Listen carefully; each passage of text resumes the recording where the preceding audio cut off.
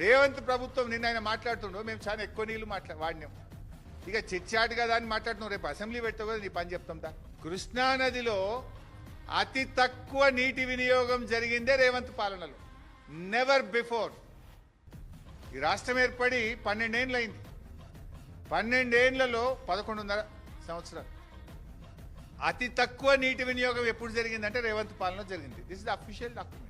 2014-15 నుంచి 2024-25 వరకు చూస్తే ఏ సంవత్సరం కూడా 30%, 35%, 45%, 33%, 29%, 30%, 36% వాడినాం మనం. రేవంత్ రెడ్డి గారి ప్రభుత్వంలో కృష్ణానదిలో లోయెస్ట్ యూటిలైజేషన్ 28.49. 28.49. కృష్ణానదిలో వచ్చిన నీళ్లలో అతి తక్కువ రాష్ట్ర వాటాను ఉపయోగించిందే రేవంత్ రెడ్డి ప్రభుత్వం.